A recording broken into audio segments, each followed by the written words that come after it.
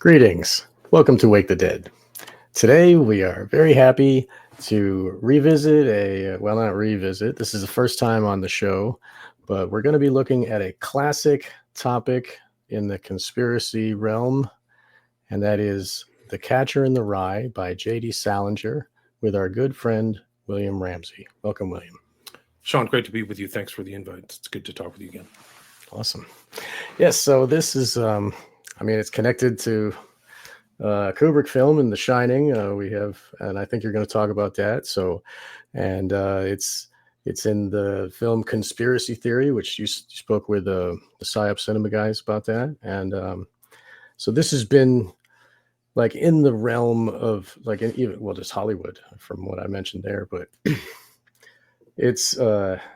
it comes up in a lot of places, and it seems almost unexpected, but after this research, I'm guessing it will be expected. It will seem obvious, and you will illuminate us, please, with your information that you've dug up.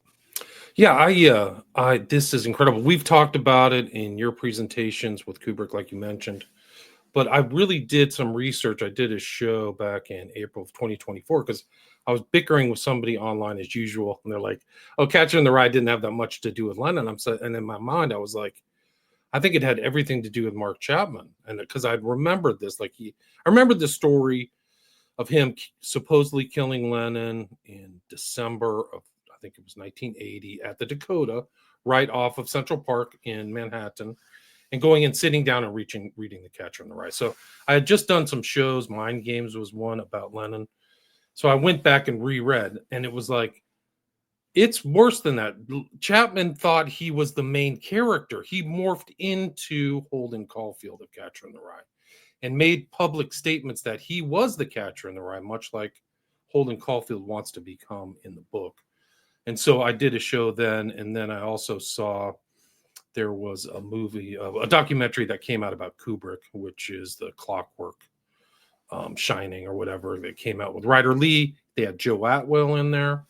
And then I did a show, and I was like starting to research, and I was like, wow, I read the book again. So I had read it when I was younger and had no clue about what's going on. I read it with this kind of my paranoid mindset that I've had just from analyzing films and, like you said, conspiracy theory. And this book is really crazy dangerous. Like, I am shocked that this is even out in the public. How sophisticated it was in 1951 as a piece of literature. Now, this is a vaunted book. This is supposed to be, Holden Caulfield is this anti-hero, alienated guy who's a kind of like taken on this kind of, coming of age, buildings romance kind of story of this young man. But when you read Catcher in the Rye with this kind of older lens, he's out of his freaking mind. He ends up in a mental institution. He's talking to you from what you realize at the last chapter, there's 26 chapters, is he's talking to you from a mental institution. So you're literally watching somebody. The background of the story is he gets kicked out of his private school. He's a rich kid, kicked out of his fourth private school, and doesn't want to tell his parents, but goes back to visit his 10-year-old sister, Phoebe, who he really adores. She kills him. That's the terms that he uses. He uses distorted terms all through the book. So you see this theme of distorting reality. But it's, and he bounces around through his friends and places and things like that. He goes to the Natural History Museum. He goes to the Carousel in Central Park. So Central Park is a central place in this book, which is really fascinating because Chapman and Dakota are in Central Park, where a lot of the stuff take place in this book. And the story of Chapman and the killing of Lennon is he's wandering around Central Park all the time, like Holden Caulfield. So anyway, so it really this became a really important part of American history. And this book has sold, Sean, it's unbelievable. 65, according to Grok, 65 million copies worldwide. So this is a massive cultural event. Salinger, we know, like his history has been done. He became a recluse, but this was his most famous book, and he didn't really publish. There was Franny and Zoe, but his other works were not as well received. But this one is, his supposed, the great American novel. But we know Salinger was in World War II. He was in a mental institution. So we know that he was in a mental institution for like what they called shell shock or whatever like that. But he was also an intel officer who was debriefing a lot of Nazis. He's kind of like ferreting out Nazis from France and things like that. There's actually a picture, and I'll show this here, of him landing in Normandy. So he's in part of the Normandy invasion in 1944. But we know that he had relationships with this young girl. So there is a theme of pedophilia in this book, which is pretty, I mean, risk these days. I mean, our culture's like gone down the sewer, but I think that this is like a stepping stone down this into the sewer, is this relationship between Holden Caulfield and his sister Phoebe. So I think the pedophilia aspect, there's other aspects. Joe Atwill has discerned other Masonic influences in this book that I would never have understood. I'm not a Mason, but like there's a thing where he goes back into Egypt, and that's like what the cultists do and stuff like that. There's mummies and steps, and he's walking in a straight line, and all these, he indicates that this book is seeded with all kinds of concepts and things that are very sophisticated. And even when I talked to Hans Uter about it, psycholinguistics, I think, is very sophisticated in this.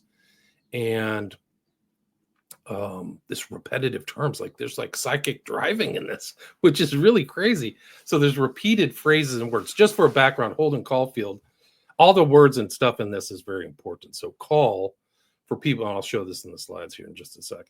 Call is like when a baby is born, I think it's part of the placenta comes over the face. And in old cultures, that was seen as like giving you gifts, like a spiritual gift or second sight. So Holden Caulfield the name is important. So Caul, call, and then the field references this catcher in the rye. So the catcher, the rye is the field. So he's part of this whole mythos, like his name, like hold on to the catcher in the rye, hold on to the Caulfield or whatever. So it's very clever. I think it's very clever. And so, I mean, we can just go into the text first and then its effect through the modern culture. So this is like a device. This is like a tool. It's not really a book that people are to read and enjoy as a book. It's like it's set upon our culture as a device to bend culture towards deviance and Satanism generally. I believe so. I believe that's part of this whole thing. It actually started early, 1951. Right. We were talking in the pre-show that we've done shows on Kinsey, by the way, if people are listening to this. And Kinsey's also another culture creation. So this is happening at the same time as Kinsey. And these ties kind of unfold to you when you see what's in the book in the Kinsey section. I think it's called Sex and the American Male, Sex and the Human Male or something was his book. It was 48. So you see ideas in that from that in this book, which is pretty incredible. Which is also, I think Kinsey, like Crowley, they came to the same conclusion. There's no limitation or any. There's no liberty means sex, total sex with anything. And you can just be bisexual, trisexual, pedophile. Well, it works well with the blackmail when you're getting the sexual histories of everybody. Right. That's what both Kinsey and Crowley were doing. I mean, come on. Kinsey, Crowley, and Hubbard, and all these people are doing the same kind of thing. Yeah. Hubbard's coming up around this. It's coming up around this time. Catholicism. Yeah, that confession. Imagine if all those confessions are recorded. Yeah. Okay, would you like to confess? Let me just hit the record button. Go. Tell me your worst, darkest sins. Let's go. Yeah. Anyway, that's a whole nother story. But right. I mean, they actually have files in Scientology that on you. They keep the file, and they did it. Actually, it went all the way up into NXIVM too. NXIVM did the same technique. Right. And then NXIVM did the branding that Crowley did branding, right. Next Good level. Point. Yeah. No, all the stuff is the same. You're really right. But I mean, I should go and revisit NXIVM because it's just that cult, like the traditional cult behavior goes from, and he apparently had a lot of Scientology stuff in there and OTO and Crowley too. It was, what was the guy's name of NXIVM? I can't remember it. Anyway, Keith Raniere, yeah. Mr. 210 IQ. That's what he said. that's what Hubbard did. Like he was the source. Like he was so bright and so brilliant. Dude, I'll tell you, I went to Narconon for cannabis, getting over cannabis. But anyway, I went to Narconon in and it's Scientologist, and it's run by Scientologists, and they promised that they weren't going to try to convert me and shit. But like, they're like doing the interview where they're like, "Oh, you're a photographer? L. Ron Hubbard was a photographer." Like, Wow. whoa, yeah. And like the lady that ran the place, like she believed she was one of the 4,000 souls or whatever they got put in the volcano, and Wow. yeah, and she would drink calcium magnesium. It's like this liquid, and it makes you like have diarrhea basically, like. And they would give us a little bit of it and make us sit in the sauna and like all try to like get our systems clear of all the drugs. They're into flushing, like you're trying to cleanse yourself. Right. They use niacin. She would, niacin too. Yep, Yeah. I remember that. They would give us niacin. They make us run before we go in the sauna, and then we'd be in the sauna all day. Get out after 45 minutes, go jump in the ocean, then get back in the sauna. Bro, you did a rundown. You did some Scientology stuff, dude. You were in a mind control for whatever, for how long. I was safe though. It's all good because I would just laugh at them when they tried to, come at me. But yeah, when you come out the other side, you're inoculated though. That's right. I know all their tricks now. Yeah, like she would drink a full glass of like a pint of CalMag. Like they would make us drink a little bit. She would like go to we'd be in the sauna and we'd look through the door, and she'd just walk in, go up to the cooler, grab it out, pour a full glass and guzzle it, and just walk out. Like, oh my God. Like we thought maybe she was an alien, like, because who does that? So like, I mean, anyway, like it was quite an experience. And yeah, it all comes back to this time. Yes. Kinsey, Hubbard, Salinger. Salinger has to be seen as part of this whole culture creation. This is a very dark book. It's totally crazy. Like, I mean, I'm in shock. It starts out with him at Pensy. It's in a fake city in Pennsylvania, but he's literally sitting on top of a hill, and he says it's colder as a witch's teat. So he's starting off on a hill that he's symbolizing as the breast of a witch. So have you heard, sorry to interrupt, but have you heard of Ross Ben? That name sounds familiar. He talks about the geomancy, and he's from Philadelphia. He talks about ley lines and all that type of stuff. Sounds familiar. Ancient history, very smart individual.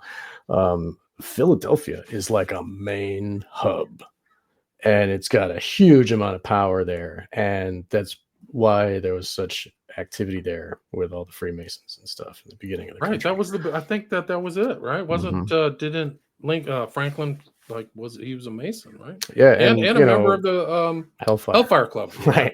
Yeah, and the skeletons in his yard and all that crap dug up. But anyway, do you know that he had like tons of illegitimate children in France? Like, I'm sure 30 or something crazy. Like, I mean, why else would he go to France all that time? Like, he was just rolling through women. I mean, this is not. Well, he's a famous American guy. Whoa, yeah, you got a glass harmonica. Anyway, sorry. It all kind of ties in. It's good to set the culture, because this happened in this kind of post-war culture. This kind of move didn't start with the 60s. This is part of it for me. Right.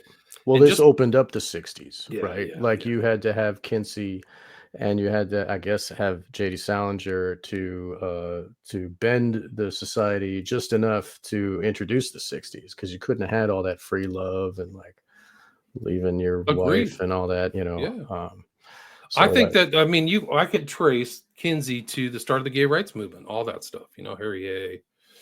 A lot of Curly's around that. Right. And that stuff is connected to the pedophilia stuff. Like, no offense, guys, but, there was a fight within the gay community whether to include NAMBLA in one of their parades or something. And Harry A's like, they're a part of the gay community. Like, NAMBLA is part of it. So this guy's like fully on board with this Kinsey kind of stuff. And I just posted like a bunch of stuff about Kinsey on my X, so people can check that out. But like his like graphs, the infamous graph 32. Yeah, table 34. I think there's a few, but there's like 33 and 34. Yeah, 32.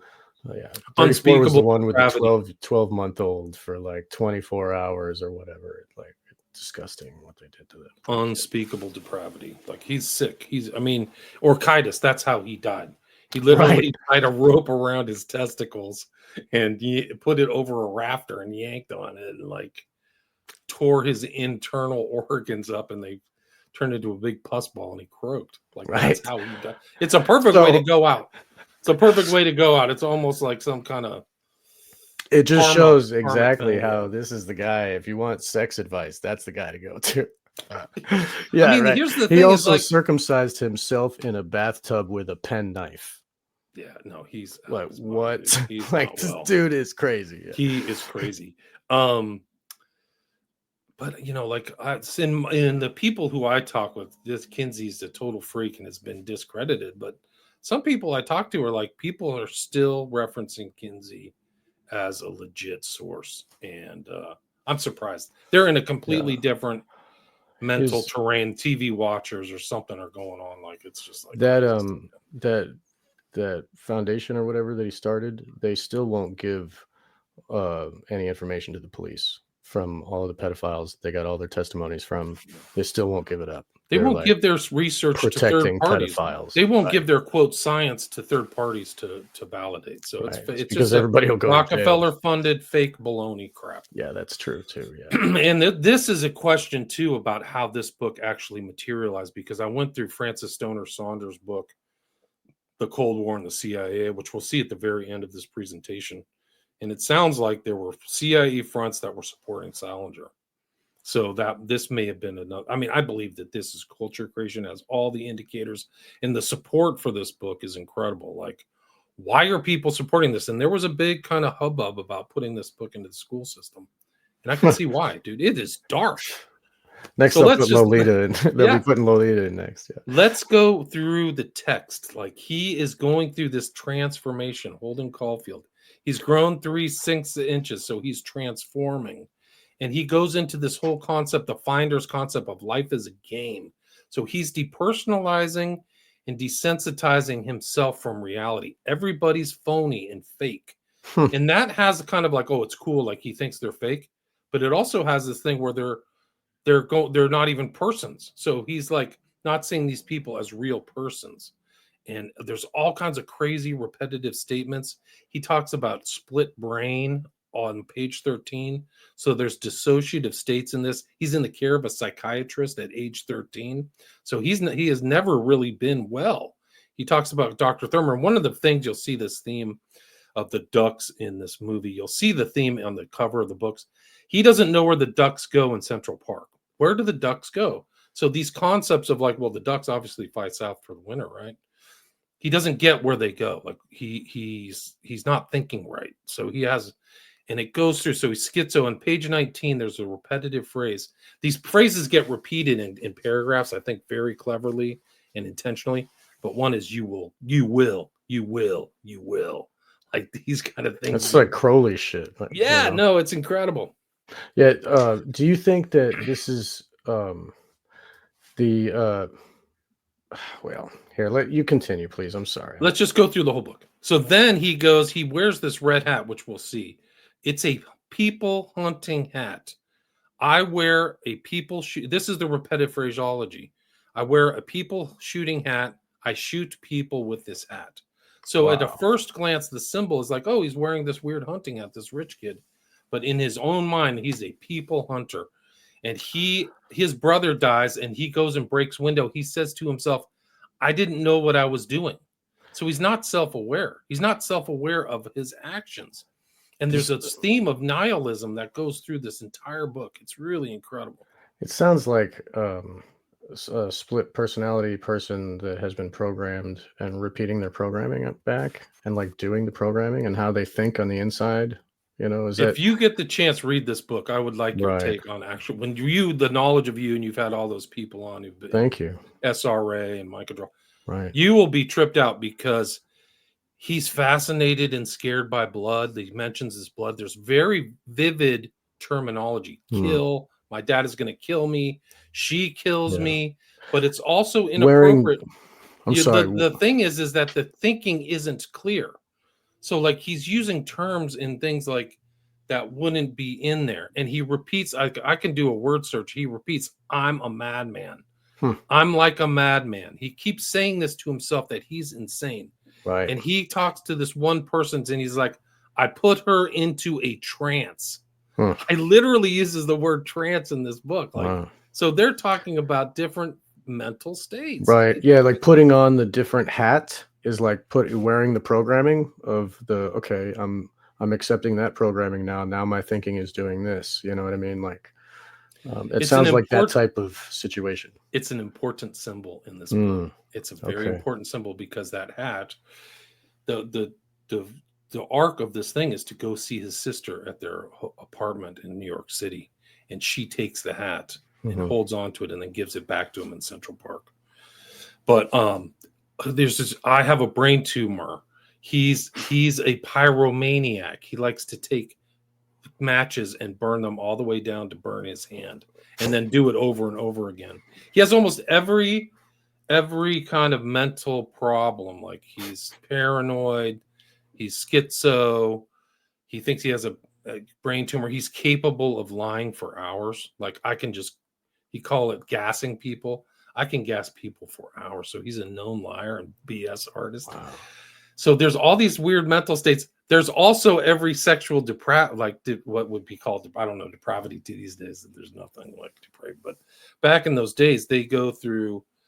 He says the world's full of perverts and morons, but there's transvestitism, homosexuality, pedophilia, voyeurism.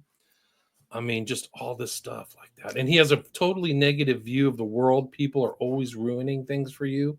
So it's never his fault. It's always somebody else. But get this, sadism, masochism.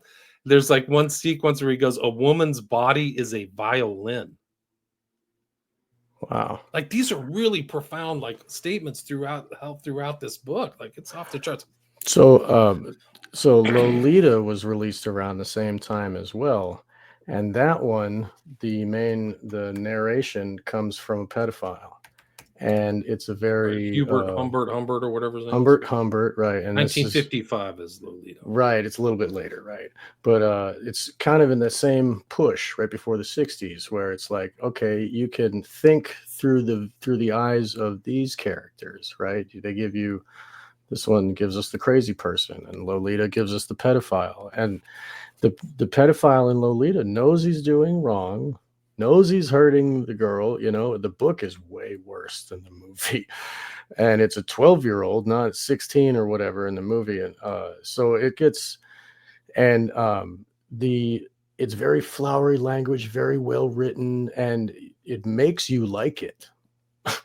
You know, it's a good book, right? But it's disgusting, and you don't want to read it, but it's good. So that's how they're pushing it. That's how they're putting it in. And if this is similar, like I expect it to be the same. And Yeah, well, there is a very strong element. I mean, this is the more literary, subtle thing of pedophilia, but I think it's more creeping in this book because we'll right. get to that part of Holden Caulfield. He's 16, his sister's 10, but she acts. This whole pedophile is like these people. The pedophile's justification is that they're actually old people and this is an abuse and there's no inequality of the personality, right? They're not like, sensitive little kids. They're just like adults. That's the way we treat them. Right. And that's their internal rationale. And that's duplicated in this book. He's talking to his sister, but she talks at a very high level. She knows Robert Burns. She quotes literary poetry. She understands her brother. So she's like talking to him almost like an older sister. So the character of Phoebe isn't this kid with a teddy bear or some kind of stuffed animal. It's like an adult talking to Caulfield, and that's the way the pedophiles think about it. Plus, like, he is like mentally inferior, I guess, right? You know what I mean? He is a dumbed down level, and so his experience compared to her is probably more along the same line. Her being he's super sophisticated. He knows good word. He knows language. He uses the word bourgeoisie. He has good taste. He understands luggage, clothing, and things like that. And only class that he gets A's in or passes is literature. He flunks everything else. So I think they're setting Holden Caulfield up as kind of like somebody who's like verbal skills or linguistic skills are more advanced than you would think.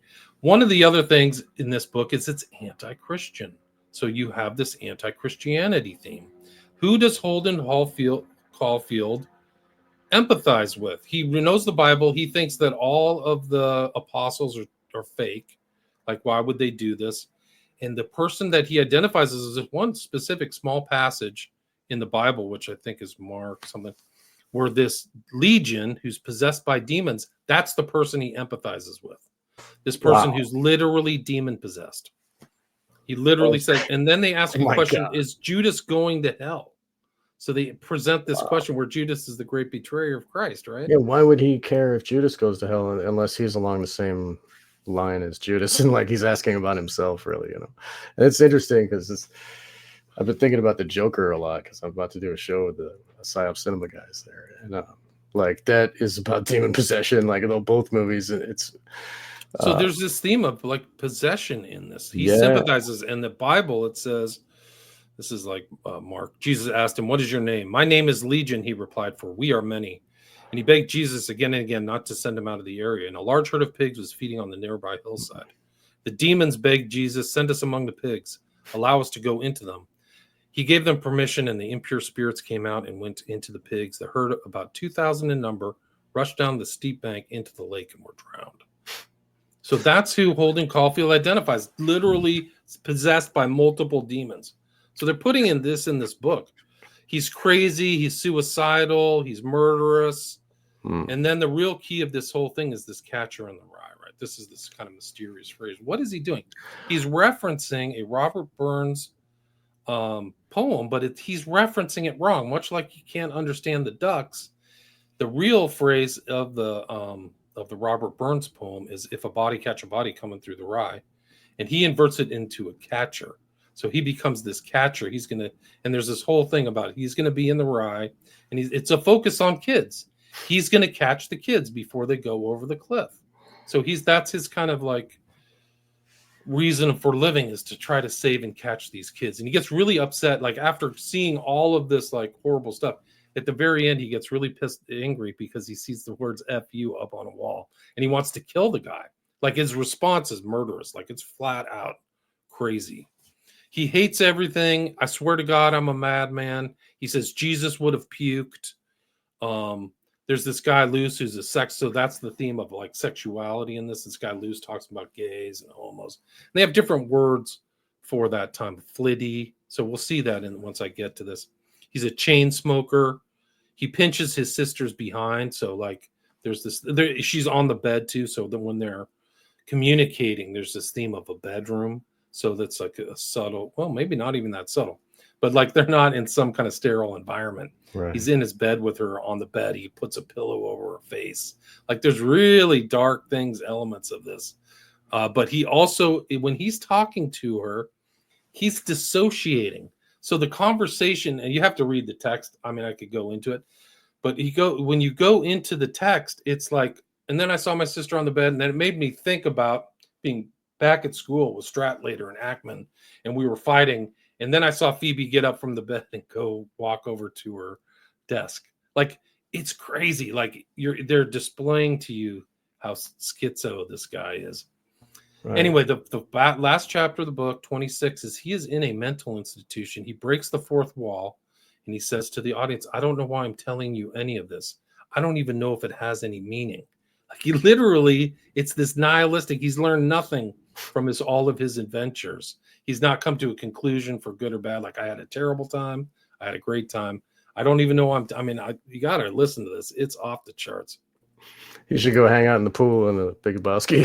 Yeah, maybe. Good up your Johnson Lebowski. Let me see if I can get to the very end of this book. I'll read it to you. It's really something else. Here it is. Just real quick. The demon possession and the DID, dissociative identity disorder thing, being connected and interplaced. That is important, I think, because now with this new Joker movie, they're pushing dissociative identity disorder and mental splitting.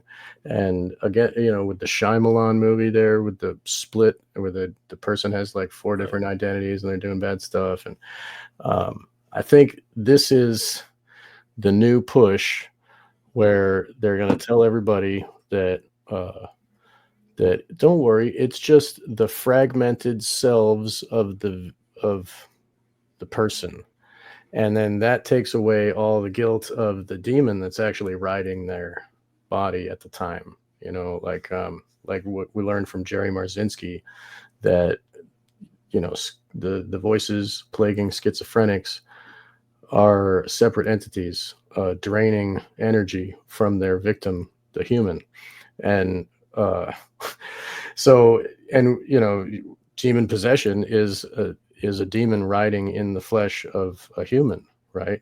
And so if that demon is the one doing all the bad deeds, and then he jumps out of the flesh again, and then the human person gets all the guilt, and then that totally erases the idea of the spiritual, any kind of connection with non-corporeal entities, and evil will from the other side, like plaguing humans. It erases all of that, so it makes everybody look at this thing over here. But if we look at the SRA and a lot of that, they would demonize the children through ritual. They would put the demons in there, so to help with the splitting and to help keep the partitions of the mind. Whether you believe in it or not, it could just be they told the kid and made the kid believe there's a demon in there. I mean, it could go either way, I guess. Like it's tough to know that because I'm not really one of those victims. But in any case, like this demonization and the DID has been connected since a long time. So this here, the J.D. Salinger, is kind of a revelation of that in the 50s, right? Yeah. Wow. There's mentions of split brain, splitting headaches, things like that. He flies off the handle and attacks people. That demon possession thing is incredible. Right. But like, here's the end. This is like full nihilism. I don't know what the hell to say. If you want to know the truth, I don't know what to think about it. No, he says, what I thought about all the stuff I just finished telling you about. So he breaks the fourth wall. I think he does it at the beginning and the end. I'm sorry I told so many people about it. All I know is I sort of miss everything. I don't know what to think about what happens to him. So he's not learning something. He doesn't have that kind of internal, the dialogue's there, but the like learning element is really not there. That's what's crazy. It's funny because kids had to learn this or they had to read this for high school. And even in the book, you're learning nothing. What is the use of this? And why do we have to do this for homework? That's perfect. Let's segue right to South Park. There has been a change in school policy, and so I'm assigning you all a book to read. A book? God, I hate those. Now, kids, this book is very controversial and has just been taken off the banned books list. Oh, really? Sweet. It's called Catcher in the Rye, and it has some very risque parts. All right. And strong, vulgar language. Awesome, cool. And in fact, many schools across the country still ban this book because it's thought to be so inappropriate. Oh, man, I can't wait. Tonight I want you to read chapters 1 through 5, and tomorrow we'll discuss the... No, come on, let's read it now. Mr. Garrison, didn't the guy who shot John Lennon say it was because of this book? Yes, apparently John Lennon's killer said he was inspired by Catcher in the Rye, but he was just a kook. Whoa, you're telling us this book is filthy, inappropriate, and made a guy shoot the king of hippies? Can we please read this right now? You will read it at home, and you will all be mature about its adult themes and language. So that's it. There's another sequence. There's a whole That's great. Yeah, there's a whole episode on this book, by the way. I remember it. It was a good one. Kill John Lennon. Kill John Lennon. Kill John Lennon. Kill John Lennon. Hey, Dad, where does John Lennon live? John Lennon's dead, Butters. Ah, dang it. So Butters Butters has a low IQ. His mind is very easily taken hold of by the programming. That's what that's all about, right? Yeah, and you mentioned conspiracy theory, so let's play this sequence from Conspiracy Theory. He's in a bookstore. This is Mel Gibson's character. You receipt? Yeah. Thank you. Thanks. Catching the Rye. Yeah, it is. It's a classic. Yeah. Have you ever read it? Yeah, I've never read it. Never? Oh, I haven't. I've never read it. I never.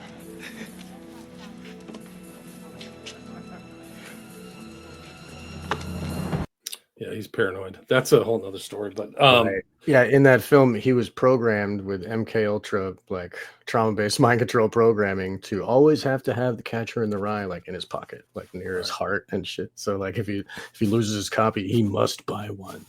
And then the CIA gets to track all the book sales, and oh, someone bought this book because nobody buys the book because nobody actually likes the book. Everybody that ever buys it has to be on the list by the government, you know. Anyway, please So continue. let's Sorry. go these sides. So we've talked about the red hat. That's why this is red. That's why it's always red is emphasized, because that Oh, color is very key. that's So this killer. is The yeah, killer hat is the killer hat is the cover of the book. Wow. And so you see this red here. This is the carousel. Now at the very end of the book, his sisters disappeared. So is his parents. So what happened between those chapters? Like he says, she's killing me. This kills me. It's the only time he's happy was he sees her riding in the carousel. And then, That's and then it's creepy. over. Oh yeah. No. There's something missing there between those chapters. Where's the resolution with Phoebe? It's just she's riding this carousel and then he ends up in a mental institution. Did he do something horrible? Because he's talking about murdering the whole time. Like he's talking about murder and fighting people. He flies off the handle and attacks his roommates without provocation or without like telling them. He tries to headlock them and they beat him up. Like this is not, there's nothing redeeming about Holden Caulfield. Do you think maybe the carousel could be like an internal mental phenomenon for him, and he's remembering her in his mind in this way on the carousel, whatever that means? Like I trying to mean, grab maybe the it's like ring. I don't know. I don't know, but it gets really strange. So here's like another, this is another cover of Holden wearing his murder hat, thinking about the ducks and chain smoking. Right. So this is kind of interesting. This is I'd grok this 65 million copies of Catcher in the Rye have been sold worldwide. That's what Salinger looked like. That's his war. So there's whole stories. Salinger is kind of a literary legend, you know, because of this book. But Crazy. I mean, it's got to be 77, right? Look at that. It's got to be because he is using the language of the dark occult, and the dark occult is recognizing him. Either that, or they charged him to do that. I think so. Yeah, Or they charged him, or there's some kind of culture creation, or yeah. I mean, you're going to be the front for this. He came out of Intel. How many times have we seen people in Intel, military Intel, who've created culture in the U.S.? It's Legion. I mean, it really is almost it like is Legion, right? Yeah. Like it's like we can just do It's a list. funny, Morrison's like, okay. dad and all these people in Laurel Canyon. And that's why he identifies with Legion, because he's one of the many, like Kinsey and all the other ones, like that. He's possessed. He likes the possessed. He doesn't identify with Jesus or the apostles. He identifies with Legion. It is crazy. It's almost just like Alex from Clockwork Orange. He's reading the book and he's thinking about Jesus's like passion, and Jesus is walking along with the cross, and then somebody's whipping him, and turns out it's Alex that's whipping him, and he's dreaming of being the whipping guy. He loves the Bible because it's super violent, right? Yeah. It's interesting because in my notes I have Holden Caulfield as this kind of archetype, as like Alex DeLarge from Clockwork Orange and also Bateman from American Psycho, because there's narratives within the book where he's talking about, he gets really angry with people with low grade luggage. And he references Brooks Brothers and all these kind of high end Tony, upper class stores and stuff like that. But he really doesn't like crappy luggage, and it makes him depressed. So these little artificial things that the average person may not think much about, he is. And it reminds me of like Bateman from Psycho, where he's like careful about what he wears and how he does his day and his business card and his dress and the kind of superficial element, but he's really just a stone cold. Right. The business card scene was great. American Psycho. So we're going to get into people who've had the book The Catcher in the Rye. This is a picture of Chapman pointing a gun to his head. Hinckley, same posture, right? Begun. This is Hinckley. Okay. The thing is that these two people did these assassinations or attempted assassinations only 3 or 4 months apart. So Lennon was December 8th, I believe, 1980. And then Reagan was inaugurated in January 81. And then Hinckley tried to kill him in March 81. So who would have benefited, right? Who's the chief beneficiary if Reagan dies? Right. Yeah. Well, HW, right? Perfect. He becomes president, right? Yeah. The Joker, the first one, the big thing with him was doing this thing to his head. And then that was kind of a callback to the Taxi Driver to doing the thing to his head. And like Taxi Driver kind of goes, We're just getting started. All this stuff, right? Yeah, okay. So here's Hinckley, and this is current. This is on TMZ. John Hinckley Jr. asked by ex-users to assassinate Donald Trump. This is literally November 7th, 2024. Yeah, but who didn't? Like, I was so many people asked people to assassinate that guy. It was like a meme back. Like everybody was saying it. It was gross. Here's the pedophile theme. So that's Jodie Foster. She was 12 at the time, traumatized by the experience in Taxi Driver, is my understanding. Right. And also like sexualized. They have her lipstick and her hair's done up. There's Travis Bickle. That's De Niro as this. But what's interesting about these guys is they're like suicidal, like Holden Caulfield. So Hinckley's thinking of killing himself or impressing Jodie Foster, which came out in 1976. Basis for this is Arthur Bremer. But in this book, The President Has Been Shot by Herbert Abrams, it talks about Hinckley's not just, and this is what we'll see with Chapman too, they're not identifying with them. They're not admirers of these guys in these films. They become them. That's demon possession, right? Then violently rescues a young prostitute, Iris, played by Jodie Foster, from her pimp. Hinckley identified with Travis and began to act like him after he'd seen the film 15 times. He bought the same clothes, ate the same foods, drank the same liquors, invented a girlfriend just as had Bickle. So he literally, we're going to see the same thing with Chapman. It's crazy. Wow.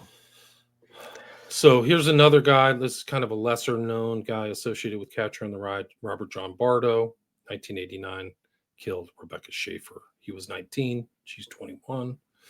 And he had this thing. This is from a news article. Red paperback copy of The Catcher in the Rye was found on the roof of the Beverly Palms Rehabilitation Center on Beverly Boulevard. He, Bardo, indicated that he threw a red-covered paperback book entitled The Catcher in the Rye in the alley while he was running. The discovery of the book harked back to the 1981 shooting of former Beatle John Lennon. It was 1980, they got it wrong, by one-time mental patient Mark David Chapman in New York City. After the obsessed fan shot the rock singer, he calmly took out a copy of the J.D. Salinger novel and was reading it when police arrived. Now that sitting down and waiting for the police to arrive, that is an example of what SRA program multiples do. I mean, like the Aurora shooting guy with the Batman thing, he sat in his car and waited for the cops to show up. And another guy dressed as the Joker, like a Japanese guy on the train, was stabbed a bunch of people. I think he lit people on fire too. And then he sat down and smoked a cigarette. Maybe he just stabbed somebody. Somebody else lit a bunch of people on fire.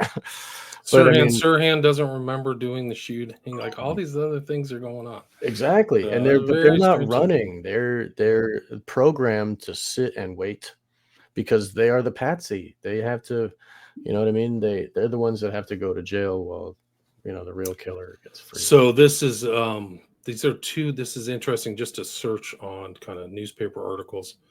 These people, both of Hinckley and Chapman were in the news together. This is literally the same page. Wow. Talking about the killings or shootings. Hinckley, defense isn't there. The kicker is that they kept Hinckley in a military facility back to the Marine Brig at Quantico, Virginia, where he's being held under title. He didn't go into the general population. Hinckley went back. He's covered by defense and government psychiatrists. And we're going to see something. This is going to blow your mind. Like who's around these guys is incredible. Like, you just can't believe it. Do you think they brought him to that place for reprogramming like they did to Kanye? Absolutely, I do. Okay, I do. yeah. I think something very sketchy is going on with all these guys. Obsessed fan emulated Lennon assassin. Obsessed fan Robert Bardo carried The Catcher in the Rye in his assassin's kit to kill actress Rebecca Schaefer because John Lennon's killer carried the same book. And then Park Elliott Dietz. These guys are well-known shrinks. Like Dietz is on TV, or used to be all the time.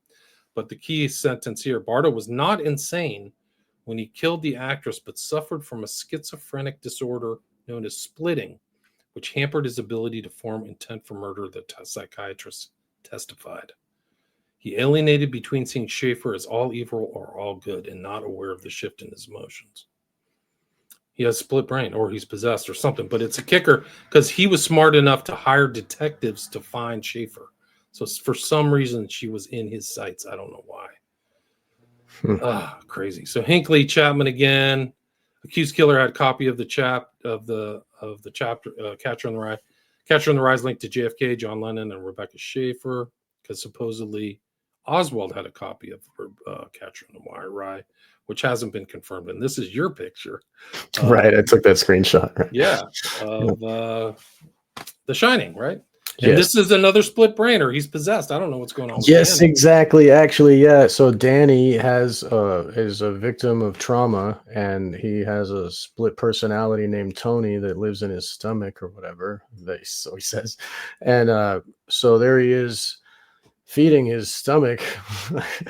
Maybe more programming, who knows? But like that's another thing. Like with Fritz Springmeier and stuff, his books will teach you that in the stories, when the character is eating, that's like the consumption of the programming. When like Alice was in the Looking Glass, she would take boxed lunches off the tree and she would eat them, and that's like a signifier of eating the programming. So maybe that seeing this book and Danny eating at the same time, maybe that has more significance than I thought originally.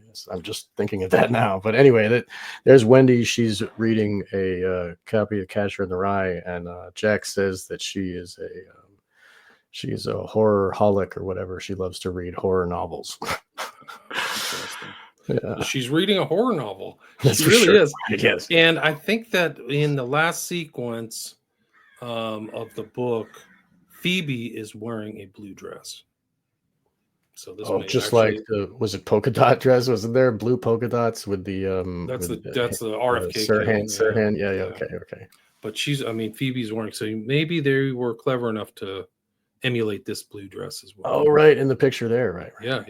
So the blue dress here may relate to Phoebe and Catcher in the Rye. See, the insinuation is that he kills Phoebe, right? Because she's not there anymore. Right. So he's gone insane and kills her, and that's his brother. Because it's a different split that did it, and his front personality doesn't remember it at all. So that's why he's really obsessed with her. Right, and he goes into the underground, this Egyptian underground. So there's like symbolism. It all takes place right there in Central Park. The Museum of Natural History is right there off of Central Park. He goes down and he sees the mummies. Then he comes back almost like in a rebirth ritual. Huh. It's really intense, man. This book is really something. When you understand, it's like what Crowley did when he received the Book of the Law, like, right? And there's all these it's all stuff about masonry and all this crap. Right. This is conspiracy theory. Watch that. This is where I really started off my investigation 2024. I was like arguing with somebody online. But this is the thing. This is from Joe Atwill. But one of the interesting things here is it is alleged that Lee Harvey Oswald had a copy in his apartment and that it was one of his favorite books. So this is disputed. So a lot of people like this book, and we're going to see some interesting people who like this book. But Atwill talks, there's another article he does about the pedophilia, which is pretty overt. Like, to me, it's like, well, this whole last sequence when he's with his sister, it's like, right. Yeah, it's bad. I think I've read both of those. And Joe Atwill does some good work. People can find him at CaesarsMessiah.com, I think. Yeah. This is a people shooting hat. I said, I shoot people in this hat. So you see this repetitive phraseology, this kind of driving. This happens throughout the book. And he's not a photographer. Right? What kind of shooting is he talking about? Right. Yeah. He talks about getting shot. There's really violent verbiage, violent words. This is the current book of The Catcher in the Rye. Chain smoking, duck, inability to know where the ducks are, wearing his murder hat. So it's still around today. This isn't like this book was out in 1951. Like a duck hunter. Yeah. This is one of the guys I talked to, David. This guy, David Whelan, he wrote this book is recent within the last couple of years. He doesn't think that Chapman even shot Lennon at all. Oh, it was the doorman, right? He doesn't think that he doesn't buy the story at all. He doesn't think it's the doorman. I think they looked into him, Perdomo. He thinks that something happened because we know that Lennon was taken into this little kind of annex. So the story of like Chapman shooting him in the doorway or the driveway of the Dakota's fake. And Right. It was Chapman's in the door a little bit. Right. yeah, he was found near there. He was definitely lurking around. But that whole Rosemary's Baby thing, and the girl who suicides herself out the window and lands on the Volkswagen Bug right there in front of the Dakota, and the Bug is on the cover of the Beatles album where John Lennon is the dead guy, like goes pretty deep. It's crazy. It's Right. really crazy. But Whelan said that the Lennon had 7 close shots to the left side of his heart. So the placement, it was like professional, and he was dead before he hit the ground. So it wasn't like a sloppy shoot, thing. This was like a pro like would finish the job. Like Delta Force type. Yeah, something crazy. Yeah. And from Fenton Bresler, this is the murder of John Lennon. There's a lot in here that talks about the mental state of Chapman, his life, things like that. But some of the stuff I'm going to read, it's pretty incredible.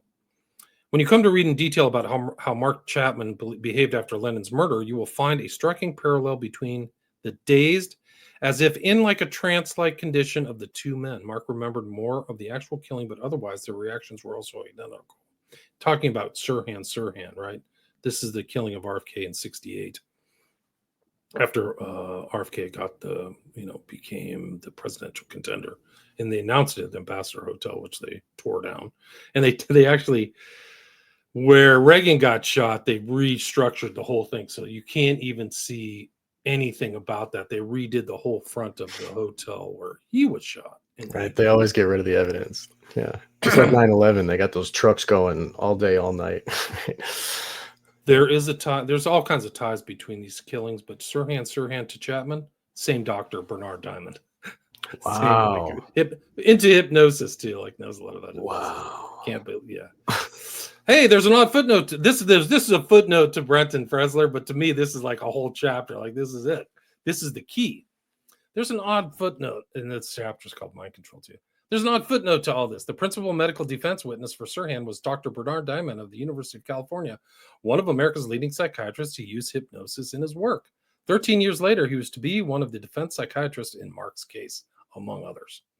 His diagnosis for the two men was the same: paranoia, schizophrenia. It's a cover. It's bullshit.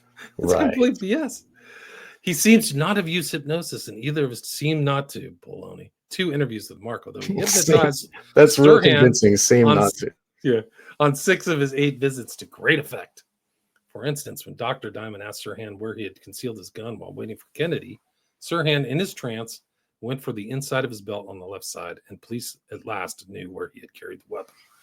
And so you see that trance right in this book.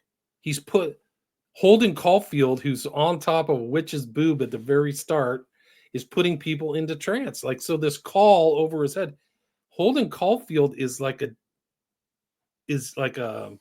witch or something like it. Right. They're insinuating that. Yeah. Right. This stuff. I'm not exaggerating. It's too much.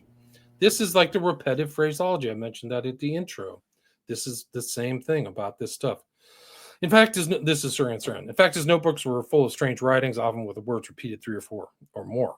Sirhan said that he did not remember writing in the notebooks, but he agreed that he must have done. So at one point, Dr. Diamond showed him a photocopy of one of the bizarre entries and questioned him about it while he was still in a hypnotic trance. Is this crazy writing? Diamond asked. Yes, Sirhan wrote. Are you crazy? No. Well, why are you writing crazy? Practice. Practice Yeah. for what? Mind control. Wow. Oh my God. And then we go back to my thing where I was talking about this thing where he says, you will, page 19, the beginnings of this book. This is repetitive phrases just like this. It can't be, this isn't, the stuff they're putting into this book is not a mistake. And like I said before, it reminds me of the way that the Crowley rituals, like in the magic theory and practice with the Io pan, whatever, they just keep repeating pan. Like, sounds similar to me. I don't know. This is from, again, this book, Fenton Bresler's book. The second popular misconception about Mark relates to J.D. Salinger's famous novel, The Catcher in the Rye. The theory is that he'd always identified himself with Holden Caulfield, the book's phony-hating 16-year-old hero. This is the repetition of this idea that he's a hero, which is really strange to me after reading the book. They gotta keep telling you, so you believe it.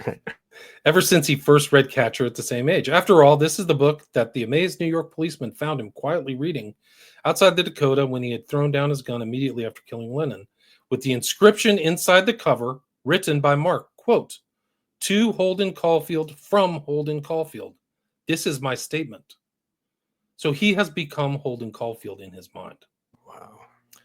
This is in his prison cell awaiting trial. He maintained, quote, "The reason I killed John Lennon was to gain prominence, to promote the reading of J.D. Salinger's The Catcher in the Rye. I'm not saying I'm a messiah or anything like that.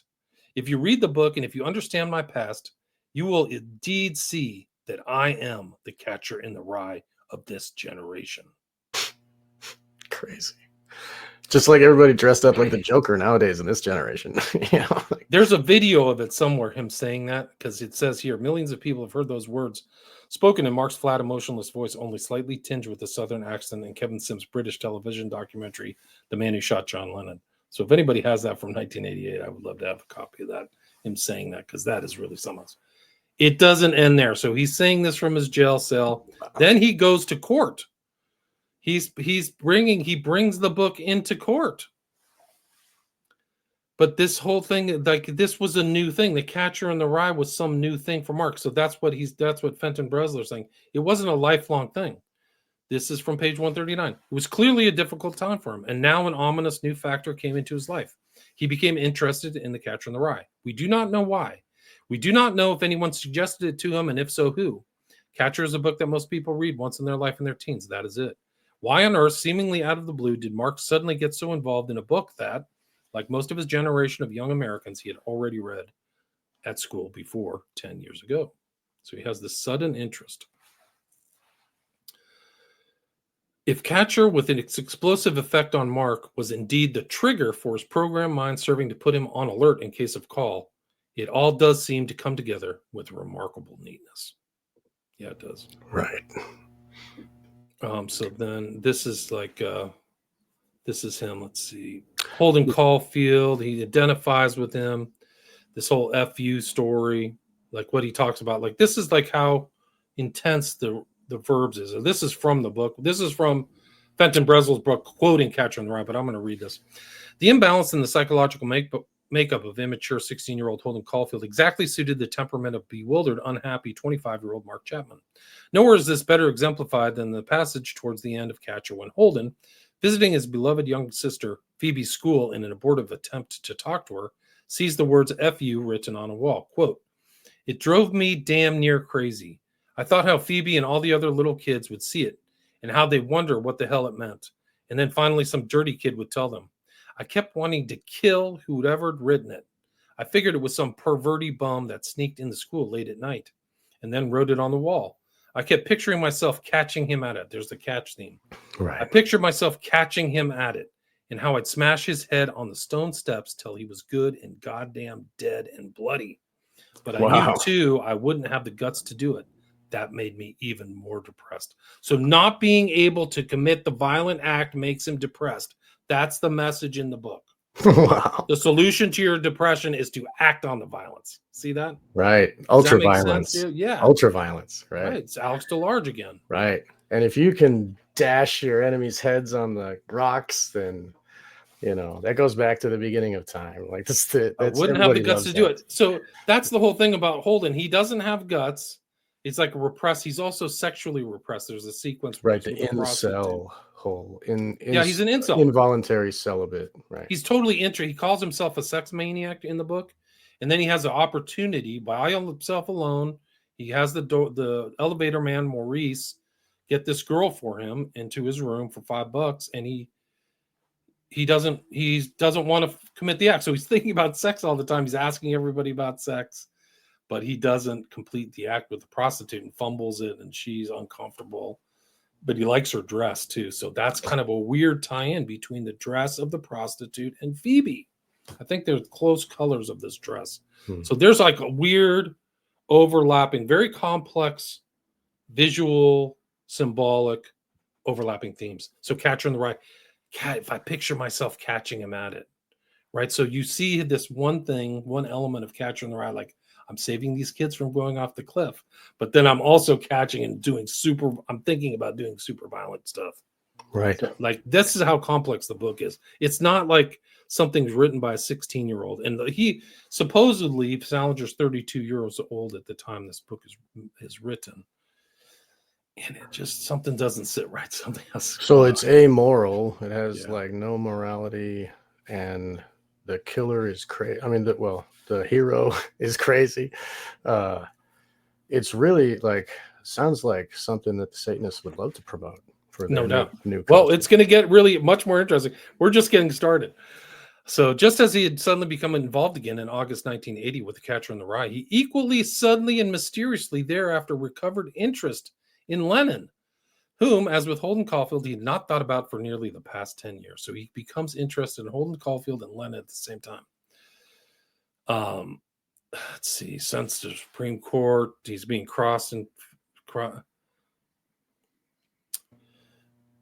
let's see. Sullivan is cross-examining Dr. Daniel Schwartz, principal defense psychiatrist or psychiatrist all over the place.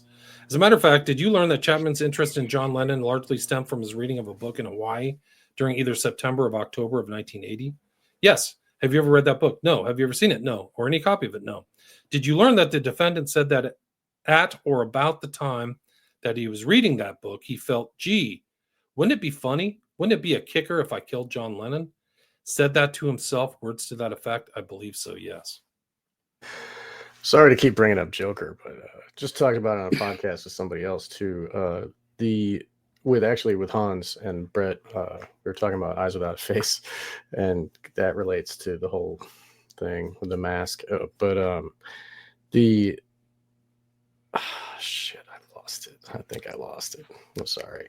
It will come back. Let's go. Mark was clearly going through torment. He told his perplexed wife that he was thinking of changing his name to Holden Caulfield. September 10th, this is the lead up to the so-called killing. He had moved from Honolulu. This is very important. We're going to get to Honolulu. This is on the island of Oahu. To New Mexico. I'm going nuts. He drew a picture of Diamond Head, that's Oahu's big mountain, with the sun, the moon, the stars above it, and signed the letter, The Catcher in the Rye, Mark. 3 years earlier, soon after he arrived on the islands, he had his long psychiatric sessions with Ann Jones, but she does not recall his ever having mentioned the book. But this is like this common theme. This guy's obsessed with this book. Why is this captured in his brain? And it just goes through this catcher thing. Let's see. Just wanted to say that the killing joke, it came back to me. The killing joke at the end of that's the one written by Moore. We talked about him in Utopia. Alan Moore. Right, Alan Moore.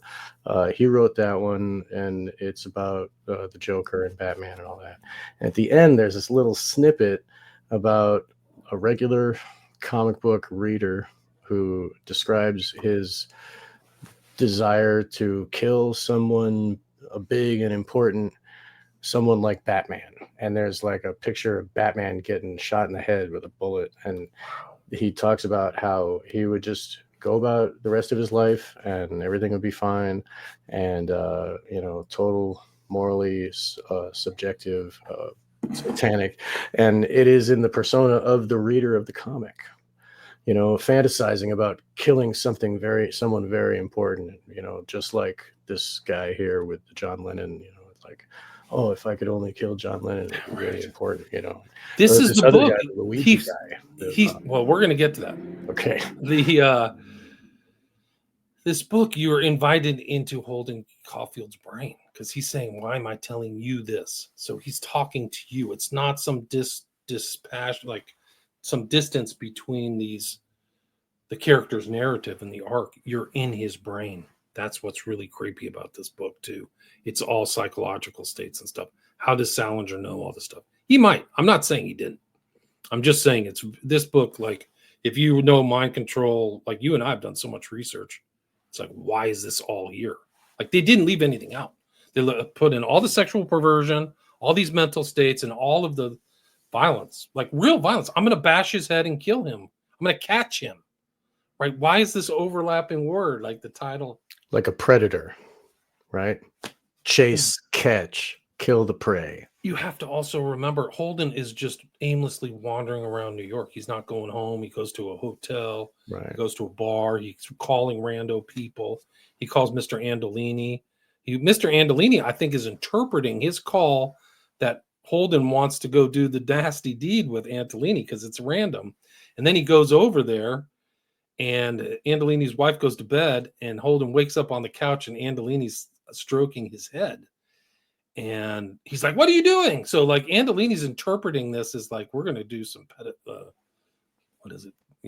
Homosexual Gross behavior. stuff. Like so he's thinking that Holden's in this, and then he says to Holden, he goes, "You're a very, very strange person." And Holden goes, "Yes, I am." Right. Like, wow. So this is the brain you're involved with. Like it's too much. Like, this book is really dangerous. I told Hans I had to do like a psyche cleanse after I read this because I know what's going on. Anyway, this is going back to Chapman. Thank you for getting into this for us, because I didn't want to have to do the spelunking myself. I didn't want to go that deep into the rabbit hole of this one. It gets super dark, man. It's really dark. As he walked the 20 blocks up to the Dakota on West 72nd Street, incongruous amid the lightly dressed New Yorkers with his heavy winter gear, he realized he was missing a prop. He had with him his double fantasy album, but something was missing. He halted his progress toward Lennon's selected place of execution and dived into a bookshop to emerge with a red paperback copy of The Catcher in the Rye. On the title page, he wrote, "To Holden Caulfield, from Holden Caulfield." And below that, "This is my statement." So, like, he literally stops to get the book. And there's Jose Perdomo is mentioned here. He sees Sean Lennon. And he's like talking about, there's like some narratives, but it gets more interesting because whatever this is what he writes then. So the murder happens December 8th, 1980. On February 1st, Mark Chapman sat down and wrote to the New York Times in ballpoint capitals a statement which the newspaper printed 8 days later. Remember, he just took a sudden interest in The Catcher in the Rye in September or October. Like, this is it wasn't a lifelong interest. He took an interest in killing Lennon and reading The Catcher in the Rye within the last 4 months. Seldom could a book that first appeared in paperback 17 years earlier have had such a glowing sales boost.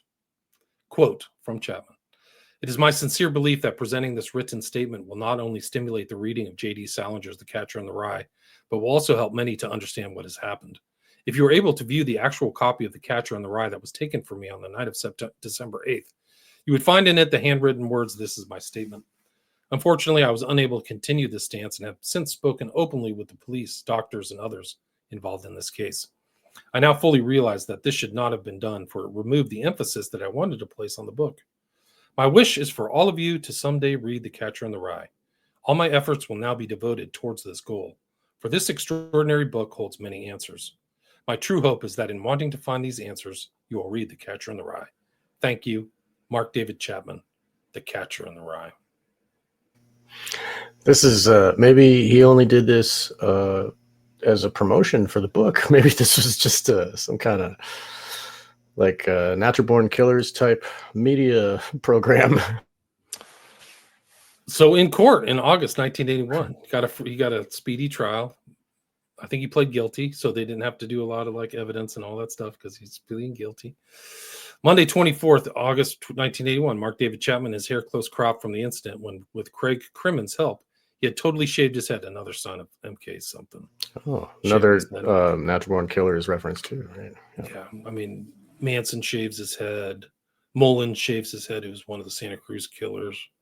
Right. All the Manson's women shave their heads. Yeah. Right. Yeah. Walked into Justice Edwards' court under his usual heavy armed guard. He carried with him a copy of The Catcher in the Rye. He wore dark slacks and a light blue T-shirt with no jacket. So he's in there with The Catcher in the Rye in court. It's almost like a signal to everybody in the room, like, "Hey, I'm on this side. I'm doing my job. Here I am, like proving, to the others that are in the know with eyes to see, like, exactly. Hey, look, I'm doing my thing." You're right. He had worked it out carefully. If you want to check it for yourself, he's reading. He's going to read in court.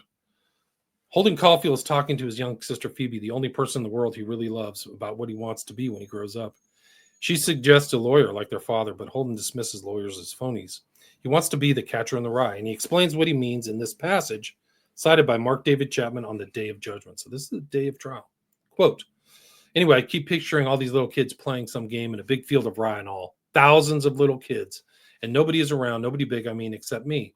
And I'm standing on the edge of some craggy cliff. What I have to do, I have to catch everybody if they start going over the cliff. I mean, they are running, and they don't look where they're going, so I have to come out from somewhere and catch them.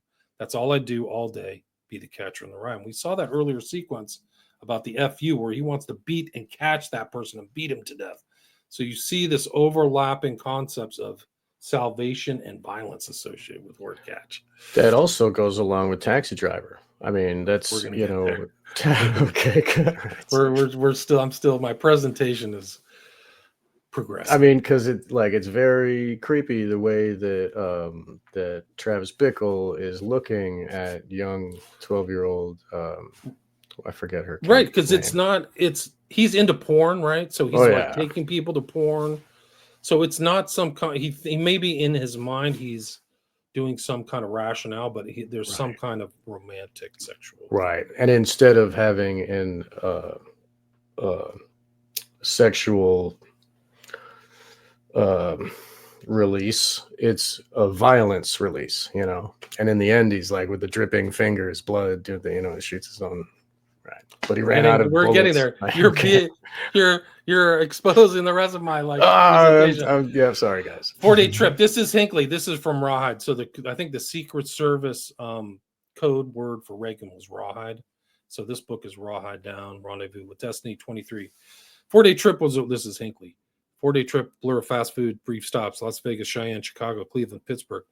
Traveling through Utah, he woke from a brief nap to find the bus hurtling through a massive snowstorm. He spent much of the trip slouched in a window seat, watching the scenery stream by or reading The Catcher in the Rye, J.D. Salinger's novel of teenage angst and alienation. No way. He identified with the story's main character, Holden Caulfield, but the book was also special to him because he knew that John Lennon's assassin had pulled it from his pocket and leafed through it moments after gunning down the rock and roll icon. Lennon, who had been killed 3.5 months earlier, was Hinckley's favorite musician.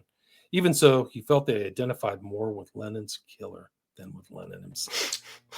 That's telling, right? Oh man, there's all kinds of overlaps. So they also there's literally allusions and discussions in Catcher in the Rye that are way too sophisticated for a 16-year-old.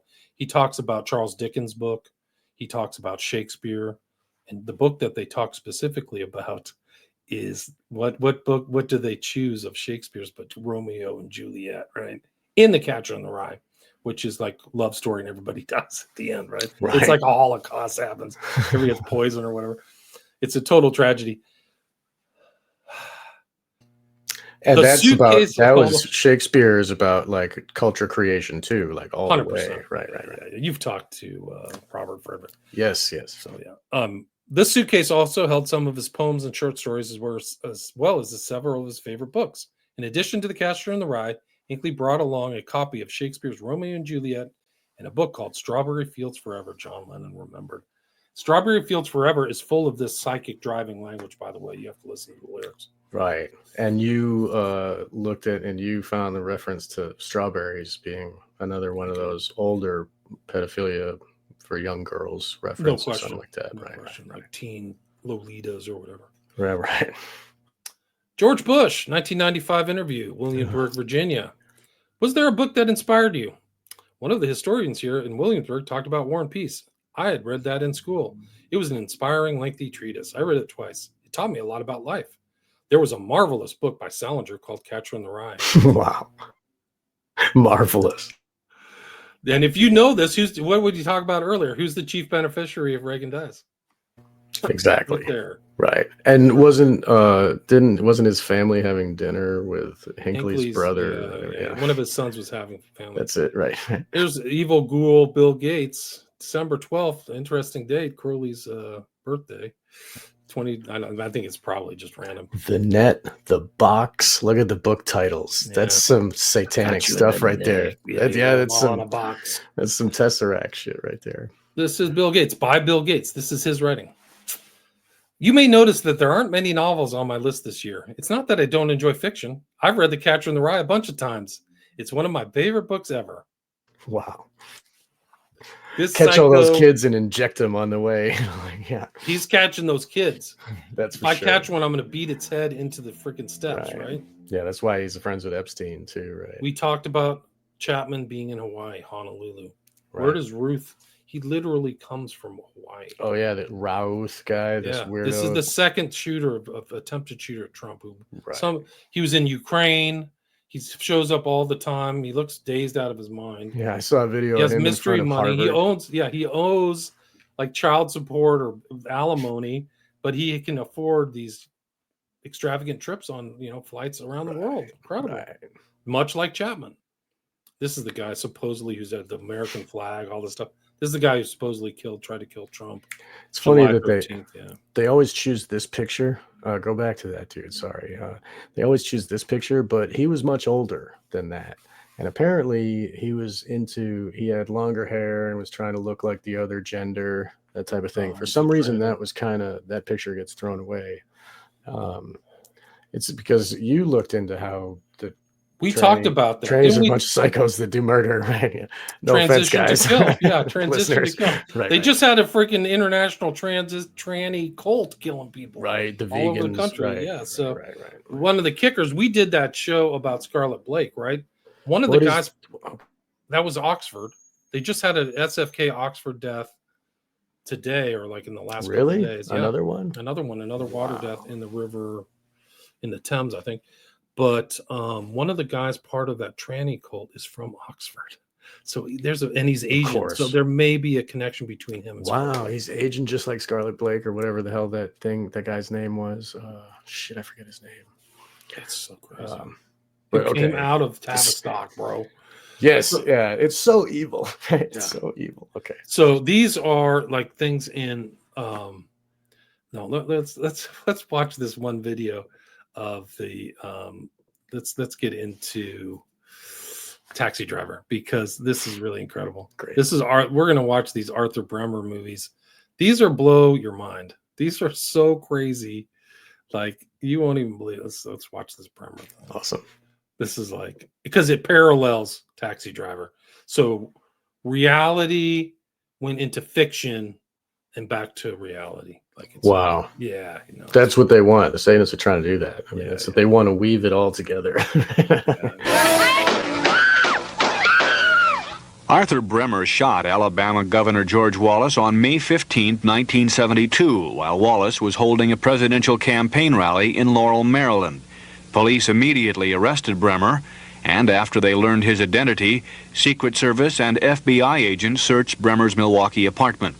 Inside, they found a Confederate flag and .38 caliber bullets like the ones used to shoot Wallace. Bremer's father and his brother couldn't believe it. There's no explanation for if it was him, his behavior. There's no explanation for his behavior, his father and his brother. What had happened, there's no explanation we can give at all. Neighbors said Bremer was odd. He never had many friends with him. He was always like a loner. The 21-year-old loner from Milwaukee was convicted and sentenced to prison. Now, with a long, scraggly beard and a receding hairline, Bremer appears to have aged a lot in the last 10 years. His warden describes Bremer as a model prisoner who doesn't have many friends. I can't say categorically that he does not have any friends or associates in here, but he's not the type of inmate that walks in a group in the yard or is with a group of people in the rec halls. He's basically a loner.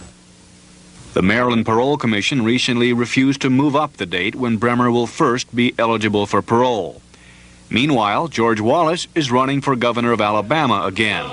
We went to a campaign rally in tiny Aniana, Alabama, and asked Wallace how he feels about Arthur Bremer.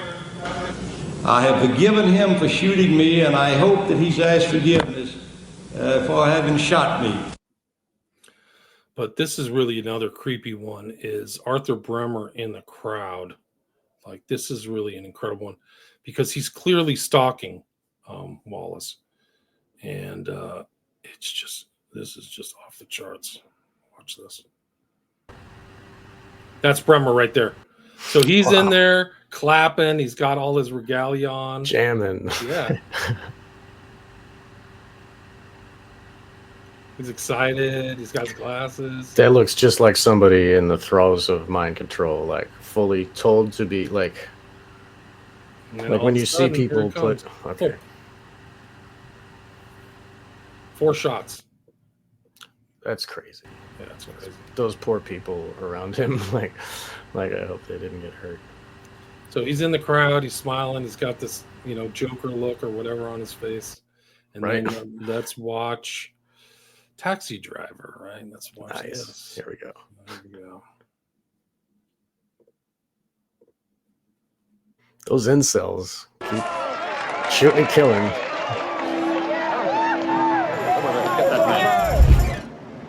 Today I say to you, we have reached the turning point. No longer will we the people suffer for the few.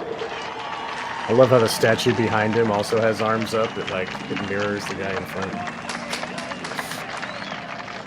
Now, I would lie to you if I told you the new roads would be easy. They will not be easy. Nothing that is right and good has ever been easy. We the people know that. And we the people know. Do you notice the same hats? So the same kind of style of hat is there in the real shooting of Wallace and in this. Thank goodness. So they clearly are modeling this right. sequence over the Bremer shooting. The right roads and the good. Today I say to you, we are the people, you and I, and it is time to let the people rule. Thank you. The clapping, the whole bit.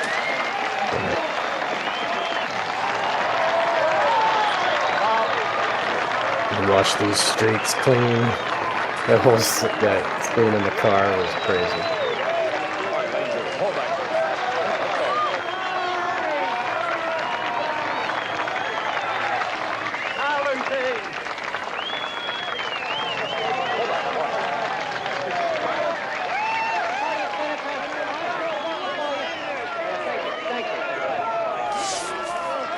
Just saw 88 on somebody's shirt.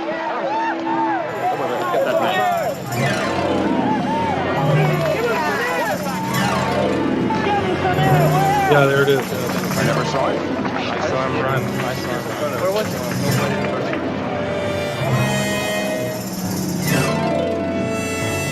And Travis Bickle becomes this kind of archetype like Alex Dillard. So people identify with him or the underhero.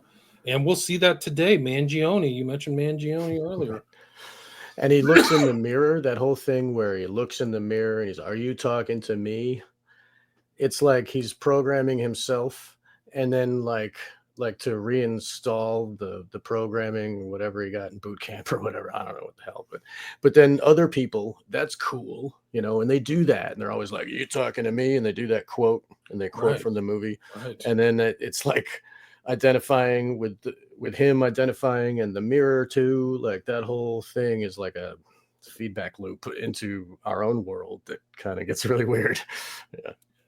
Bro, it gets great. It's great. We're just getting started. So this is chapter 27. There's 26 chapters to the book, to the Catcher in the Rye. This is 27. So a whole movie about this, and Leto became Chapman.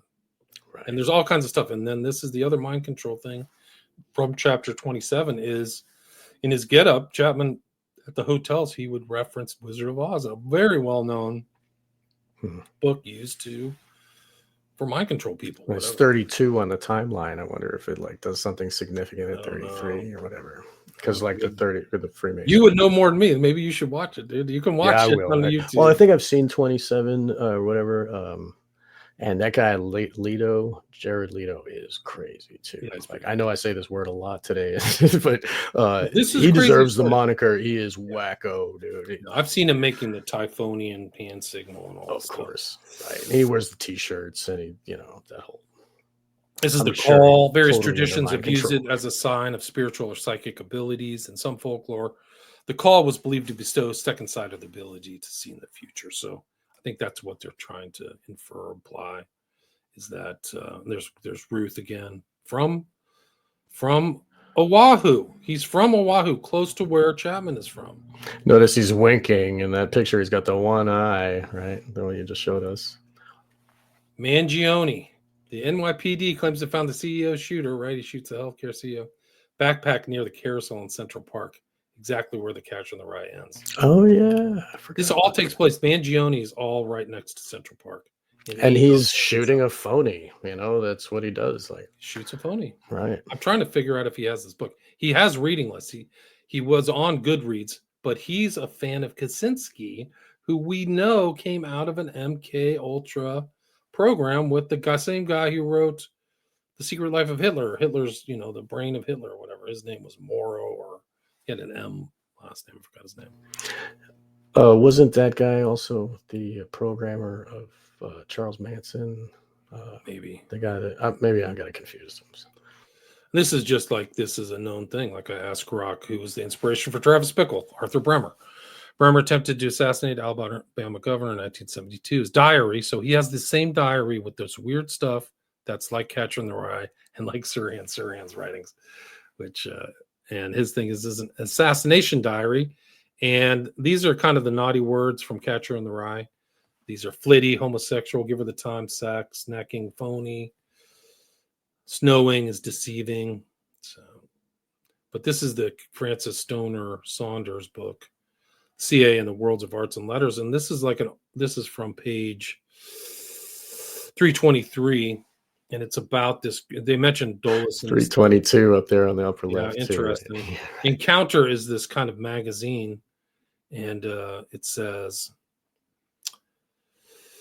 many of our friends, including Muggeridge and Irving Brown, have the same wish, or urging Spender. Stephen Spender was a known kind of intel guy, I think, to open literary pages to a new generation of American writers like Saul Bellow, J.D. Salinger, Truman Capote. So Encounter and Spender, who are like intel connected, are promoting J.D. Salinger. That's what they're saying in this thing. But let me see if I think I have another set of slides somewhere.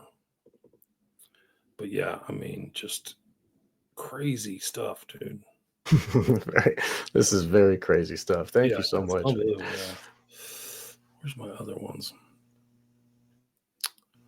So this it made people identify with the crazy, want to not have morality, and to act in violent ways reactively to very little stimulus, like a couple words on a wall. I mean, and that kind of thing triggers, maybe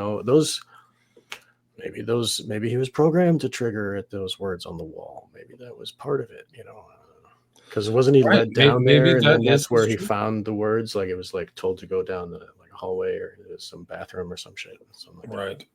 Mangione, he was known, like he had a full personality change. Right. He was in Hawaii. He was at this place in Hawaii called Surf Break. And then he starts taking on this Kaczynski. Then he identifies with Kaczynski, right? He was in, Mangione was in Hawaii from January to June of 2022. He lived at Surf Break, a kind of intellectual free-thinking commune operated by R.J. Martin, an adult dorm for adventurers, remote workers, and mindful travelers united by a shared life in our co-living plus co-working spaces. Nudity and drugs. That's where he resided before his surgery. So he went into surgery, went into a hospital for some period of time. Right, for his back or something. Yeah. And then he read Mangione gave the Industrial Society its feature 4 stars, quoting Kaczynski, he was a violent individual, rightfully imprisoned, who maimed innocent people.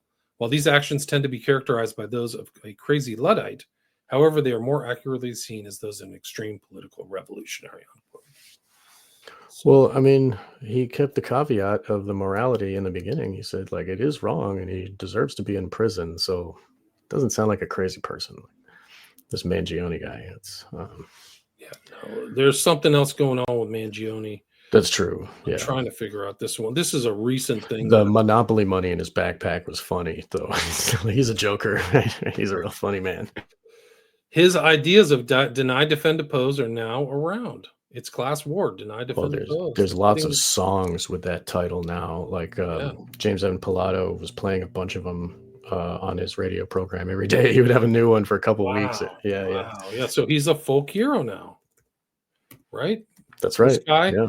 And I can pull the map up of New York City, but basically, let me see if I can find this. Just like Joker became a folk hero when he killed that dude Murray on TV. I mean, everybody was like, "Woo, yay!" You know, revolution and all that crap. So he makes this travel like Chapman all the way to New York City to kill this guy, and somehow he gets him at 7 a.m. in the morning. Right, he was hanging out in front of the building just like Chapman was, right? Wasn't Chapman Yeah. going back and forth, walking around outside? And... Yeah, it's the same kind of stalking. Like he came out of Hawaii. I don't know. His parents declared him missing like 2 weeks before the shooting. Like, where's my son? Right, and isn't he like old enough to be away from his parents and not? Yeah, like it's kind of weird. Just like the people who did that. I mean, there's somebody who did a school shooting, and the parents like called ahead of time, and they're like, "Oh, forget which one that was. One of the recent ones." This is where all of this stuff happens. So the shooting, it's happened on 7th Avenue, Mangione. I think it's about 6 blocks away from Central Park, right? If you see this here, I forgot. It's like right. He took the e-bike right up that street to Central Park, didn't he? Central Park. So this is the carousel where Catcher in the Rye ends. Strawberry Fields Forever. That was what. That's what Hinckley had in his books, right? There's probably some kind of like really satanic ritual happening at Strawberry Fields, and that's what he's referencing. Strawberry Fields Forever, like that. You know, whatever that magic working goes on forever. Mangione stuff is close to the Bethesda Fountain, somewhere around there. This is the Museum of Natural History that Holden Caulfield goes into and has this weird kind of, thing with mummies. Spiritual revelation. Yeah, whatever. And then this is the Dakota right there. It's all there. Right.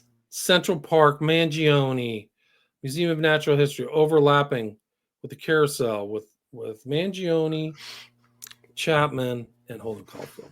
Also, the very first shot of Rosemary's Baby is like we see floating over the rooftops, and we see all of New York City, that whole area around there, and then they float into the window of the Dakota. Wow. Strawberry. To we show can like pull the lyrics any one of those buildings could have Satanists living in them. You know what I'm saying? Like that's what he's kind of saying. Like all these buildings are full of Satanists. Full of Satanists. Wow, that's crazy. It's probably true. I mean, I'm willing to bet. I mean, it's really expensive to live there. Do you know that this is where the shooting supposedly happened? Right. Do you know that he used to go to these very dark bars? What's his name? Which one? Who? Polanski. Oh, right. He was involved in like the underground of New York. So he would shoot during the day and then go to like BDSM bars and sex clubs and like really dark stuff. Like he was a very dark operator during a very dark time. The 70s in New York City was pretty rough. This is right before the Son of Sam stuff. I've heard that he was I don't know. This is hearsay, I guess, but he was the one who filmed a lot of important blackmail, like some of the snuff porn and whatever else that they create in their dark ritual. Like he was held up and he did some of that, and somehow he changed his mind or was working against them in some way, and they threw him under the bus, and that's why he had to run away to Europe, because they're all pedophiles. Like, whatever. It's not like he's the bad one. Like he's bad, obviously, but I mean, it's not like he's any different than the rest. They all go to the satanic parties and the BDSM clubs that you're talking about. Right? I think that place on Cielo Drive was like a known orgy house, Oh, I thought they sold drugs too. Yeah. Drugs and just all the kind of darkest stuff. Yes, exactly. That's why the cult was going there, right? Because of the drug thing. And I think that Joan Didion, who wrote about that, she's like a literary figure. She's like, we're surprised it took so long to happen because everybody was involved, like all these other celebrities. So I think it was just part of that cult, crazy Satanism culture. I think that kind of like that was the end of it. Like, okay. Right. And then you look at Laurel Canyon and you think about like the other book that Dave McCowan wrote, like the Program to Kill. Both of those together, really, like a California right at the end of the 60s, and holy crap, like it's just a den of satanic evil. Like they're all wolves, rabid, like trying to kill each other. Right? This book is evil. It's a really dark book, and it's very sophisticated. So I likened it to, I don't know if you've ever seen that horror movie Evil Dead, where they find the satanic book, the Necronomicon, or whatever it was, yeah, and then everything bad happens. This book is like the foundation of really bad stuff, and it should be banned. It's awakening the Deadites, right? Yeah, look at all these people who promote. Look at the people who promote it. 2 monstrous figures that I know of. The other one that I found out is what's the girl's name who was starred in Stranger Things? The 11. Winona Ryder. Supposedly her favorite book. Yeah. Well, isn't her uncle? Her godfather is Leary, who I just posted carried on the work. Right. Yeah, and she was in Night on Earth. She did a lot of good movies, and she's a great actress, actually. Connected to Deb, connected to the West Memphis 3. She's a heavy West Memphis 3 supporter. Yeah. Oh God, never mind. I retract my statement. She's pictured with some of the real I'll post them for you later on today. But it's like a rot that never goes away. That West Memphis thing, like it's not going away. It hasn't gone away. It grows and 93. Oh my God, 93, the big holiday, 93, right? Their favorite number. Right? It's like they denigrate that number. It's supposed to be like enlightening and uplifting, and Anyway, sorry. Okay, well, I got one more thing before we wrap it up. Yeah, we're moving. This is the coup. We're doing good. This is the old coup de grace. This is gonna really. So there's like this movie, this documentary that came out right around the time of these murders in 80, 81, and it's called Mission Mind Control. And have you ever heard of Mission Mind Control? I think I have heard of this one. They never should have made it. It has like all of the mind control people in it. Like it's got Gittinger and it's got Marx, who wrote Search for the Manchurian Candidate or whatever. But it has one of Chapman's phenomenon is interesting. So it's forcing. That's not it. Come on, Mission Mind Control. That's the UFO guy. I forgot his name. Okay. Oh shoot, what's his name? I pulled up the wrong video file. That's fine. Do you have the other one though? Yeah, I'm still okay. Good. Sorry, I'm not doing a good job. No, you're good. I'm trying to do this is things great. at once. When I do 3 things at once, my listeners don't mind that kind of thing. Like that's really, more Mac. That's Mac. Mac was his name. That's the guy who was like the experiencer UFO. That's Gittinger. This is Manchurian Candidate, right? I do remember this one. Yep. I think this one might be on the Arc with Mark Pancios. They're directly asking him, can you make a mind-controlled candidate? This is Chapman's doctor, not Gittinger. This guy's a bigwig, too. Tied to JFK, believe it or not. Listen to this. Absolutely credible. I would say the answer is yes, but there are many qualifications to that. Dr. Milton Klein, a psychologist, a clinical and experimental hypnotist, and unpaid consultant to the CIA. The qualifications would be the subject selected to produce the kind of behavior that you wish, the amount of time, the procedures that are utilized, and the motivations of the people who are designing, executing, and administering the procedures. You're asking whether an individual can be, under hypnosis, influenced, coerced, persuaded, shaped to perform an antisocial act, or a destructive act, or an act of violence. My answer would be yes. Captain Marco, you'll be good enough. That's it. My answer would be yes. Yes. Yeah. Wow. And that's fini. We are done. That's just, I mean, like, just saying that really right there, if you think in the framework of SRA and trauma-based mind control, yep, that too. Like, that's what MK Ultra was doing. It wasn't only drugs, it was trauma, that's where they got all those Nazis from Paperclip and all that information from all that trauma in World War II. It goes far back. There, I've just came across to Babylon. I mean, like, Moloch and but anyway. Yeah, I mean, they may be using these trance states, and it goes back into like what do you call it, like paganism or all this other stuff. But And then again with the DID and the demon possession right there, like paganism and the old religion and that whole ritual, putting people into trances and all that other stuff, and incarnation of the demon and like all that, like horrible. Yeah, it's rough. exactly. It's rough to think about, but I mean, this is our history. This is our cultural history. That's like right. People who watch we live in Taxi the great Driver. Satan. Yeah, they don't understand the heritage of Taxi Driver. Right. It's Bremer. Look at that same visuals, the clapping in the crowd, the same, what do they call those hats? Those same hats. Right. It was like a straw hat. It was yeah, one the of straw those, hat. like, Exactly. The same visuals. It's all there. It's Bremer. Pickle is Bremer. And then if you remember at the very beginning of this presentation, almost an hour and a half ago, or more than a half an hour ago, Hinckley became Travis Bickle. He was doing everything. Right. And Chapman became Holden Caulfield. Right. Just like the actors in the old days of Shakespeare would take on the spirit into themselves, and just like Beyonce becomes Sasha Fierce or whatever the hell, like it's the same story. It's demon possession, guys. It's not actually, I mean, sure, DID exists, but there's also demon possession, and there is the spirit world too. Like we have to keep that in mind. And those of us that are atheists and like want to think only in like terms of like the corporeal and the material world, right? Like we can't grasp that, or those of them who can't grasp that. But if we can think further, we can understand like these workings have a purpose. This is their injecting these ideas into society for a reason. They have been satanifying society like forever now. And I think this book is it. Like this is the precursor. This is influence, like that sequence with Luce about the sexology stuff is after Kinsey and just right before Hefner. So this is leading the groundwork for so much cultural negative change. Like it's off the charts. And the blood red, that's what people don't know.